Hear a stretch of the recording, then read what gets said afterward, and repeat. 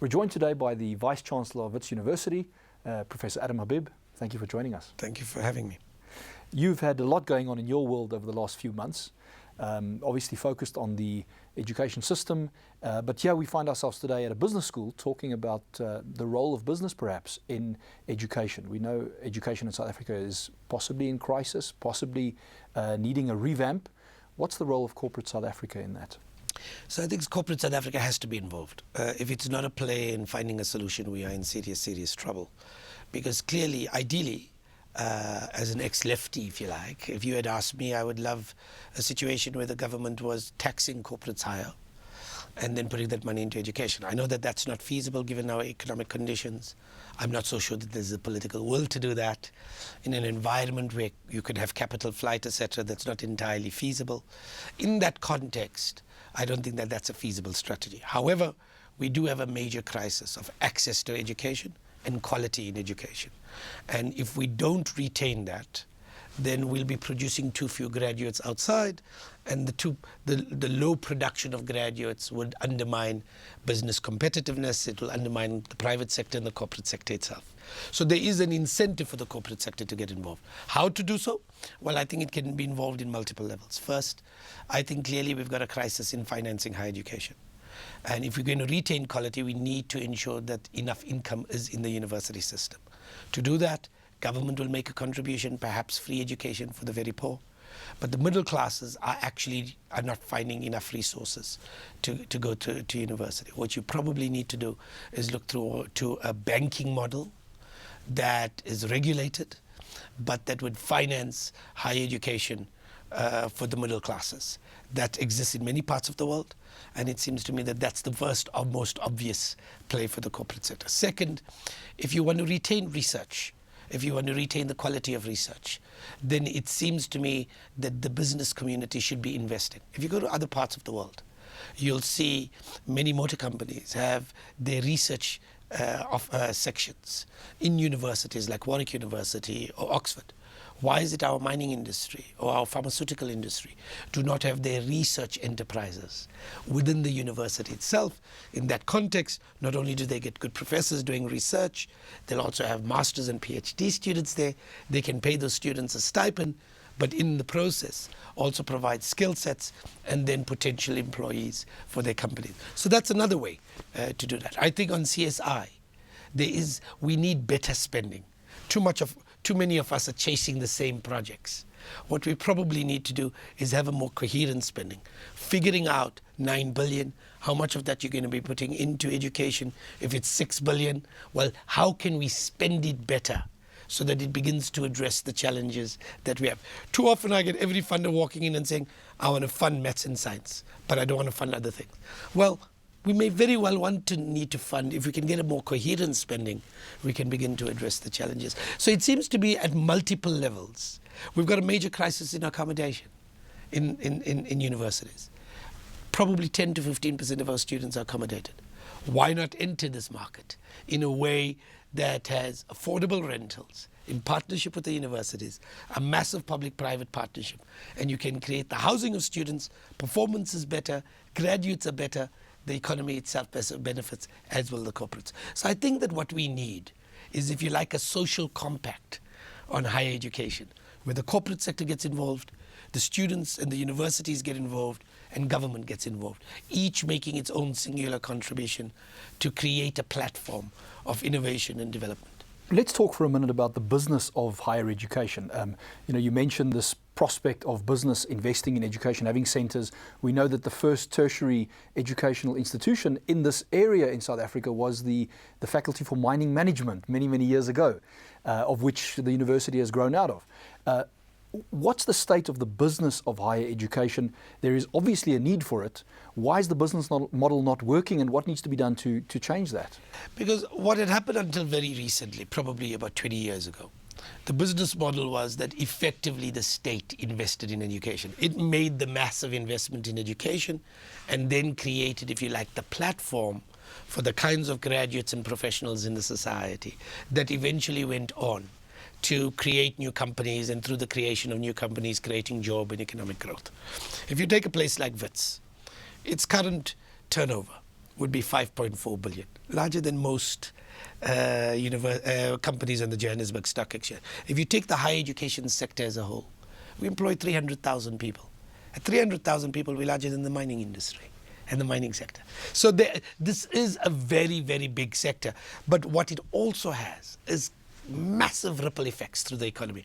Unlike the mining sector, what is all of our graduates will go in multiple industries in the society and become the platform for much more diversified economic growth. But until recently, government made that investment and the private sector paid, individuals paid a small proportion of fees. So 70% of its budget in 1994 came from the state. Currently, less than 30% comes from the state, which means you have to then make up for it through the fee structure. When you make up for it through the fee structure, you start having double-digit increases. Double-digit increases over 15 years effectively means you've priced out higher education, not only from the hands of the working classes, but also from the middle classes. And that's the big challenge. And higher education, and in the process, what you've created is a low success rate from the university system and low access for poor people. And what that does is it reinforces the very inequalities of our society. If you want to break the inequality divides of our society, you need affordable higher education and high production of graduates, because that then brings down the price of high quality labor. And if you bring that down, you don't reinforce the very economic divides and inequality divides of our society. We're seeing a high level of disruption coming at industries like banking, financial services, insurance, because of the technology platforms, the way people are connected these days, the way information is ubiquitous. And there's been a lot of talk about this wave coming at education, possibly completely disrupting the business model and saying, well, perhaps education is all around you. It's a case of mobilizing the resources and the platforms to enable education. Is there a scenario where we reinvent the game and take education to masses of people at a relatively small cost?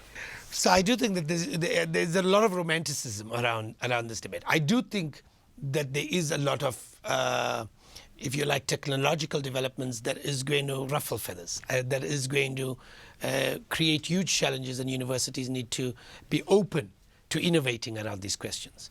But I also think that one's got to be careful that we don't replicate our divides unintentionally. So let me give you an example. At the moment, what you're talking about is the ability to have large numbers of courses online where people pay small amounts of money and get a high level of education. Well, the question is this. A lot of people are playing with this idea. But do you want to create a situation where poor people get an online education and rich people get a face-to-face education? Is that not recreating the very economic divides of our society? Can you create pedagogically the same quality of training through online activities and face-to-face learning? Why then do you bother about having an Oxford which has such small class sizes, or a Cambridge? The third question you have to ask, should we be not looking towards some form of blended learning, face-to-face and technological online learning, and having an interaction between the two in a much more innovative way? That's where I'm much more open to. I don't think you want to create online education for poor people, face-to-face education for rich people. What you want to rather create is blended learning for all people, so that you begin to rethink the quality of education, how you do it. Or when you sit in the classroom, you should be able to have wireless access, you should be able to have infrastructure, you should be able to learn simultaneously, and then you want to change the nature of problematized teaching. So I'm looking for some kind of blended learning across the system. We're experimenting with these kind of ideas. So we've just launched 5 MOOCs at Wits University. But the idea is to experiment with the notion of blended learning. My fear is there's a lot of romanticism around the technology without thinking through the pedagogy of it. Let me give you one final example.